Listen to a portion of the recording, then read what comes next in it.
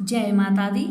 नमस्कार दोस्तों, स्वागत है आप सभी का हमारे YouTube चैनल लक्ष्मी शर्मा की कहानियां पर। प्रेम से बोलिए गणपति बप्पा की जय। प्रिय दर्शकों, आज है बुधवार और मैं आप सभी को सुनाने जा रही हूँ बुधवार गणेश जी की व्रत कथा। बुधवार को व्रत करने से जीवन में सुख समृद्धि और धन दौलत आता है। ये व्रत धन प्राप्ति के रास्ते खोलता है और सारे बिगड़े काम बनता है। बुधवार व्रत में गणपति बप्पा की पूजा करने के बाद इस व्रत कथा को जरूर सुने। गणेश जी की कहानी पढ़ने या फिर सुनने से व्रत का पूर्ण फल प्राप्त होता है। प्रेम से बोलिए गणेश भगवान की जय। तो आइए सुनिए गणेश जी की कथा। एक बूढ़ी अम्मा अपने तीनों बेटे के साथ तथा उसकी पत्नी के साथ एक घर में रहा करती थी। बूढ़ी अम्मा की उम्र काफी ज्यादा हो गई थी, जिस कारण से वह काफी ज्यादा बीमार रहती थी और चलने फिरने में उसे दिक्कत भी होती थी। वह बूढ़ी अम्मा हमेशा भगवान गणेश जी की पूजा आराधना करने में लगे हुए रहती थी। बूढ़ी अम्मा का मानना था कि उसे मरने से पहले श्री गणेश भगवान का दर्शन हो जाएगा। इसी विश्वास से वह हमेशा गणेश जी की आराधना किया करती थी, उनका ही गुणगान किया करती थी। विघ्नहर्ता भगवान गणेश जी के दर्शन के लिए वह बहुत सारे मंदिरों में जाया करती थी और भगवान गणेश की पूजा आराधना किया करती थी। एक दिन बूढ़ी अम्मा भगवान श्री गणेश के मंदिर में जाती और पूजा करती है। तभी पीछे से एक पुजारी आता है और कहता है, अम्मा जी, आप तो रोज भगवान श्री गणेश जी की पूजा करते हैं और उनका दर्शन भी करना चाहते हैं। यदि आप सही में भगवान श्री गणेश जी के दर्शन करना चाहते हैं तो आपको तीर्थ यात्रा पर जाना चाहिए, क्योंकि तीर्थ यात्रा पर देश विदेश के बहुत सारे मंदिर भगवान श्री गणेश जी की बनाए गए हैं। वहां दर्शन करके आपको कुछ लाभ भी मिल सकता है। बूढ़ी अम्मा आती है और अपने बेटे से कहती है कि मुझे तीर्थ यात्रा पर जाना है। तीनों बेटे मिलकर अपनी माता की इच्छा को पूरी करते हैं, उनके आने जाने का इंतजाम भी कर देते हैं। जब बूढ़ी अम्मा का जाने का समय होने लगा तो सभी कहने लगे कि अम्मा, अगर आपके साथ हम लोग में से कोई और जाएगा तो आपको आने जाने में कोई भी दिक्कत नहीं होगी, इसलिए हम भी आपके साथ जाना चाहते हैं। अपने बेटों की बात सुनकर बूढ़ी अम्मा कहने लगी, नहीं बेटा नहीं, मैं अकेले ही चली जाऊंगी और भगवान गणेश की कृपा से सब कुछ ठीक हो जाएगा। तुम लोग चिंता मत करना, घर पे अच्छे से रहना। गणेश जी की कृपा से सब कुछ अच्छा होगा, मुझे पूरा विश्वास है। इतना कहकर बूढ़ी अम्मा अपनी तीर्थ यात्रा पर निकल जाती है। बूढ़ी अम्मा के तीर्थ यात्रा पर गए हुए बहुत दिन हो गए थे। जब वह एक स्थान पर पहुंची तो वहां बारिश हो रहा था। बूढ़ी अम्मा ने सोचा कि आज की रात मैं यहीं पर धर्मशाला में रुक जाती हूँ। वहां पहले से मौजूद और भी दो स्त्री आराम कर रहे थे, क्योंकि वो भी तीर्थ यात्रा के लिए आई हुई थी। उन्हीं के साथ बूढ़ी अम्मा भी आराम करने लगी। जब बहुत रात हो गया तो ठंडी बढ़ने लगी। तीनों स्त्रियां कहने लगी, अब तो चादर निकालना ही पड़ेगा, क्योंकि इतनी ठंड है कि बिना चादर से तो बर्दाश्त ही नहीं होगा।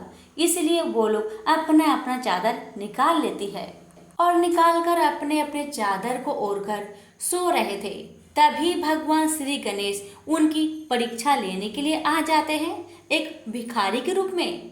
भिखारी बारिश में बहुत भीगा हुआ था और कहने लगा, मुझे बहुत ठंड लग रही है, किसी के पास कोई चादर हो तो मुझे दे दीजिए, नहीं तो ठंड के मारे मेरे प्राण निकल जाएंगे। मेरी दो छोटी छोटी बच्चे हैं, उनका क्या होगा, उन्हें कौन देखेगा। कृपया करके अगर आप लोग के पास कोई चादर हो तो मुझे दे दीजिए। ये सुनकर दोनों स्त्री जो पहले से आई हुई थी वो लोग और भी ज्यादा सुनकर भी सोने का नाटक करने लगते हैं कि उन्हें अपना चादर देना ना पड़े। लेकिन बूढ़ी अम्मा उस भिखारी के पास जाती है और अपना चादर उसे दे देती है। कहते हैं, बाबा मेरे पास एक स्वेटर भी है, अगर आपको चाहिए तो कहिए, मैं उसे भी आपको दे देती हूँ। भिखारी बोला, नहीं माता नहीं, मुझे स्वेटर नहीं चाहिए, आपने मुझे चादर दिया वही मेरे लिए भाग्य की बात है। अभी बूढ़ी अम्मा ने अपने झोले में से कुछ फल निकालकर उस भिखारी बाबा को दे देती है कि इसे आप खा लीजिएगा और अपने बच्चों को भी खिला दीजिएगा। भेष रूपी गणेश जी को बूढ़ी माई की सच्चाई देखकर बहुत अच्छा लगा। वो बहुत प्रसन्न हुए और बूढ़ी माई के सामने ही प्रकट होकर बूढ़ी माई से कहते हैं, हे माता, मैं तो तुम लोग का परीक्षा लेने यहाँ पर आया था।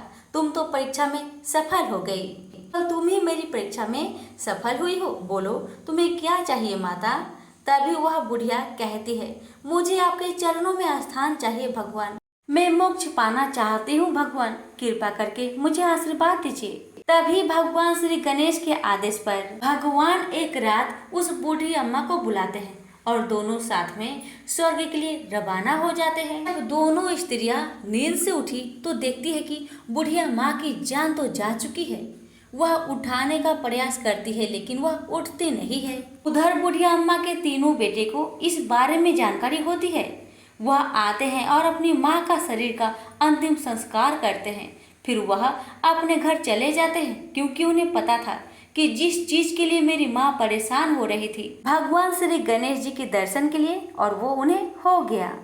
प्रेम से बोलिए गणेश भगवान की जय। कि एक बार भगवान गणेश गंगा नदी के किनारे तपस्या कर रहे थे। इसी कालावधि में धर्मात्मज की कन्या तुलसी विवाह की इच्छा लेकर तीर्थ यात्रा पर निकली। देवी तुलसी सभी तीर्थ स्थल का भ्रमण करते हुए गंगा के तट पर पहुंची। गंगा तट पर देवी तुलसी ने देखा कि युवा गणेश जी तपस्या में लीन थे। शास्त्रों के अनुसार तपस्या में विलीन गणेश जी रत्न जटित सिंहासन पर विराजमान थे। उनके समस्त अंगों पर चंदन लगा हुआ था। उनके गले में परिजात पुष्प के साथ स्वर्ण मणि रत्नों के अनेक हार पड़े थे। उनकी कमर में अत्यंत कोमल रेशम का पीतांबर लिपटा हुआ था। तुलसी श्री गणेश के इस सुंदर स्वरूप पर मोहित हो गई। उसके मन में गणेश से विवाह करने की इच्छा जागृत हुई। तुलसी ने विवाह की इच्छा से उनका ध्यान भंग किया। तब भगवान श्री गणेश ने तुलसी द्वारा तब भंग करने को अशुभ बताया और तुलसी की मनसा जानकर स्वयं को ब्रह्मचारी बताकर उसके विवाह प्रस्ताव को नकार दिए। विवाह प्रस्ताव ठुकराने पर तुलसी ने नाराज होकर गणेश जी को श्राप दिया कि उनके एक नहीं बल्कि दो विवाह मेहनत के लिए तुम्हें पैसे इस पर श्री गणेश ने भी तुलसी को श्राप दे दिया कि तुम्हारा विवाह एक असुर से होगा, एक राक्षस की पत्नी होने का श्राप पूरा मैं ही तुलसी ने गणेश जी से माफी मांगी। तब गणेश जी ने तुलसी से कहा अगर मैं इसे आधा पैसा नहीं दूंगा तो वैसे भी दूध घर में पड़ा पड़ा नष्ट हो जाएगा। इससे अच्छा उसे आधा पैसा दे दिया करूं। जब मैं स्वस्थ हो जाऊंगा तब अपना काम खुद जगत के लिए जीवन और मोक्ष देने वाली होगी। पर मेरी पूजा में तुलसी चढ़ाना शुभ नहीं माना जाएगा। तब से ही भगवान श्री गणेश जी को पूजा में तुलसी चढ़ाना वर्जित माना गया है। प्रेम से बोलिए गणेश जी की जय, तुलसी जी की जय। एक ब्राह्मण था जो नित्य प्रतिदिन सुबह उठकर गंगा जी स्नान के लिए जाता था और आकर विनायक जी का पूजा करता और विनायक जी की कहानी सुनता था। ब्राह्मण की पत्नी को पूजा करना अच्छा नहीं लगता था। जब भी ब्राह्मण पूजा करता तो ब्राह्मणी गुस्सा हो जाती थी और कहती थी कि सुबह पहले पूजा करने के लिए बैठ जाते हो, मैं झाड़ू निकालती हूँ, घर का काम करती हूँ, तुम्हें कोई काम नहीं है क्या? ब्राह्मण अपनी पत्नी की बातों पर ध्यान ही नहीं देता था। एक दिन की बात है, ब्राह्मण गंगा जी नहाने के लिए चला गया। ब्राह्मणी ने विनायक जी को छुपा कर रख दिया। जब ब्राह्मण गंगा नहाकर वापस आए, विनायक जी की मूर्ति नहीं मिली तो ब्राह्मणी से पूछने लगा कि विनायक जी की मूर्ति कहाँ गई। ब्राह्मणी कहने लगी, मुझे क्या पता तुम्हारे विनायक जी कहाँ गए। अब तो ब्राह्मण खाना पीना खाना बंद कर दिया। ब्राह्मण ने कहा, खाना खा लो। लेकिन ब्राह्मण ने कहा, जब तक मैं विनायक जी का पूजा नहीं कर लेता तब तक मैं अन्न जल ग्रहण नहीं करूंगा।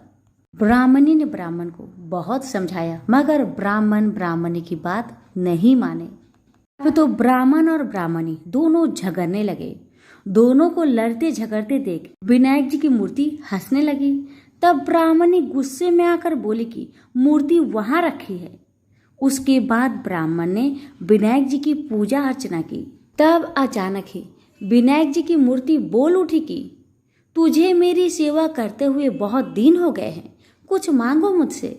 ब्राह्मण बोला कि अन्न मांगो कि धन मांगो, जितना दुनिया में सुख है क्या वह सब सुख मांगो। तब विनायक जी ने सारा सुख धन अन्न सब ब्राह्मण को दे दिए। ब्राह्मण मूर्ति को मंदिर में रखकर पूजा अर्चना करने लगा। ब्राह्मण को इतना अन्न धन मिलने से उसकी भी पूजा करने की श्रद्धा जाग उठी और वह भी ब्राह्मण को बोलकर मूर्ति घर में रखवाई और खूब प्रेम से गणेश महाराज की पूजा करने लगी। हे विनायक जी महाराज, जैसा सुख आपने ब्राह्मण को दिया वैसा सुख सबको देना। विनायक जी की कहानी कहने वाले को, विनायक जी की कहानी सुनने वालों को और हुक्कार भरने वालों को और पूरे परिवार को देना। तो बोलो गजानंद गणेश जी महाराज की जय, विनायक जी महाराज की जय। विनायक जी और देवरानी जेठानी की कहानी। दो देवरानी और जेठानी थी। देवरानी के पास बहुत धन था, लेकिन जेठानी बहुत गरीब थी। जेठानी गणेश जी की बहुत आराधना करती थी। वह अपनी देवरानी के घर आटा पीसने जाती थी। जिस कपड़े से वह आटा छानती, उसी कपड़े को वह अपने घर को लाकर पानी में घोलकर अपने पति को पिला देती थी। एक दिन देवरानी के लड़के ने देख लिया और अपनी माँ से बोला कि माँ, ताई यहाँ से आटा का कपड़ा ले जाकर ताऊ जी को घोलकर पिला देती है। देवरानी की बात सुनकर बहुत गुस्सा हुई जेठानी और गुस्से में बोली कि मेरे घर से आटा छानने के बाद कपड़ा यहीं पर रखकर हाथ धोकर जाए। वह ऐसा ही करने लगी। लेकिन जब वह घर जाती तो उसका पति बोलता कि मुझे आटा घोलकर दे, मुझे बहुत भूख लग रही है। जेठानी ने बोला कि आज उसने आटा छानने का कपड़ा रख लिया। तब उसका पति गुस्से में आकर उसको मारने लगा। उस रात वह गणेश जी करते हुए सो गई। गणेश जी आए और उन्होंने पूछा, क्यों सो रही है? वह बोली कि मेरी देवरानी के आटा छानने को कपड़े लाकर मेरे पति को घोलकर पिला दी थी। आज उसने कपड़ा रख लिया, इसलिए आज मैं अपने पति को आटे के घोर पिला नहीं सकी, इसलिए मेरे पति ने मुझे मारा। गणेश जी ने कहा कि मैं घर घर से तिलकुट्टा खाकर आया हूँ, इसलिए मुझे शौच जाना है। कहाँ पर जाऊँ बताओ? उसने कहा कि महाराज, बहुत जगह पड़ी है, कहीं पर भी चले जाओ। गणेश जी शौच करके वहां से चले गए। थोड़ी देर बाद जब उसने उठकर देखा कि सारा घर तो हीरे से जगमगा रहा है, वह धन को इकट्ठा करने लगी तो देवरानी के घर जाने में देर हो गई। देवरानी ने लड़के को भेजा कि देखकर आओ, आज ताई क्यों नहीं आई। लड़के ने आकर देखा कि ताई के घर में तो बहुत सारा धन हो रहा है। उसने जल्दी जाकर अपनी माँ को बताया। देवरानी दौड़ी दौड़ी आई और पूछा कि तेरे यहाँ इतना धन कहाँ से आया। तब जेठानी ने सारी बात बता दी। इतनी बात सुनकर देवरानी घर पर आई और अपने पति से बोली कि मुझे भी लकड़ी से मारो। जेठानी के पति ने उसे लकड़ी से मारा था। उसके घर बहुत धन हो गया। उसका पति बोला कि तू धन की भूखी क्यों मार खाती है, लेकिन वह नहीं मानी। उसके पति ने उसे खूब मारा। वह सारा मकान खाली करके गणेश जी का नाम लेकर सो गई। गणेश जी आए और बोले कि घर घर से तिलकुट्टा खाकर आया हूँ, इसलिए मुझे शौच जाना है, मैं कहाँ पर जाऊँ। तब वह बोली कि महाराज, मेरे तो बहुत बड़ा मकान है, कहीं पर भी चले जाओ। गणेश जी शौच करके ही वहां से अंतर ध्यान हो गए। थोड़ी देर बाद उठकर देखी तो उसने देखा कि घर में बहुत सारा कूड़ा कचरा रखा हुआ है। यह देखकर वह बोले कि महाराज, आपने तो मेरे साथ छल किया है। जेठानी को इतना सारा धन दे दिया और मुझे कूड़ा करकट दे दिया। तब गणेश जी वहां आए और बोले कि तू धन की भूखी मार खाई, वह धर्म की भूखी। देवरानी बोली कि महाराज, ये सब कूड़ा कचरा समेटो, मुझे तो धन नहीं चाहिए। तब गणेश जी ने कहा कि तेरे पास जितना धन है उसमें से आधा जेठानी को दे दे, तब यह कूड़ा कचरा समेट लूंगा। देवरानी ने जब अपने धन में से आधा धन जेठानी को दिया, तब गणेश जी ने अपनी सारी माया समेटी। हे गजानन गणेश जी महाराज, देवरानी को दिया वैसा किसी को मत देना, जेठानी को दिया वैसा सबको देना। विनायक जी की कहानी कहने वालों को, विनायक जी की कहानी सुनने वाले को, हुक्कार देने वाले को और पूरे परिवार को देना। तो बोलो गजानन भगवान की जय। पौराणिक कथाओं के अनुसार एक गांव में एक विधवा अपनी बहू के साथ रहती थी। उसकी बहू मंद बुद्धि वाली थी, जो अपनी भूख बर्दाश्त नहीं कर पाती थी और हमेशा खाने के लिए उतारू रहती थी। वह सबसे पहले उठकर खाना खाती थी, फिर घर के बाकी काम किया करती थी। एक दिन विधवा ने अपने घर में पूजा करवाने का सोचा, लेकिन वह थोड़ी परेशान थी क्योंकि उसकी बहू अगली सुबह उठते ही खाने के लिए दौड़ेगी और पूजा के लिए बनाए गए पकवान को जूठा कर देगी। अपनी बहू को पूजा के लिए बनाए गए पकवान से दूर रखने के लिए विधवा ने एक तरीका निकाला। पूजा वाले दिन उसने एक मटका लिया और उसके नीचे एक छेद कर दिया और अपनी बहू से बोली कि आज तू पूजा है, इसलिए खाना खाने से पहले पानी भर के ले आओ। बहू भी चालाक निकली। उसने देख लिया था कि विधवा ने मटके के नीचे छेद कर दिया है, इसलिए वह अपनी साड़ी में आटा बांधकर पनघट पर चली गई। वहां उसने आटा निकाला और कुएं के पानी के मदद से बाटियां बनाने लग गई। कुएं के पास ही एक शमशान था जहां चीता जलाई जा रही थी। बहू ने उसकी आंच में अपनी बाटियां सेक ली। उसकी बाटियां सूखी थी तो वह पास में ही गणेश भगवान का एक मंदिर था। बहू वहां पर चली गई जहां गणेश जी को किसी ने चोला चढ़ाया हुआ था। उसने देखा कि गणेश जी की तोंद पर घी लगा हुआ है। उसने उस घी को अपनी बाटी पर लगा लिया और उसका भोग गणेश जी को लगाकर वह बाटी खा ली और बहू घर वापस चली आई। बहू की इस हरकत पर गणेश जी को बहुत गुस्सा आया और उन्होंने गुस्से में अपने नाक पर उंगली चढ़ा लिया। जब गांव वाले ने देखा कि गणेश जी ने अपने नाक के ऊपर उंगली चढ़ा लिया है, तो उन्हें मनाने के लिए बहुत जद्दोजहद किया गया, लेकिन गणेश जी ने अपनी उंगली वापस नहीं उतारी।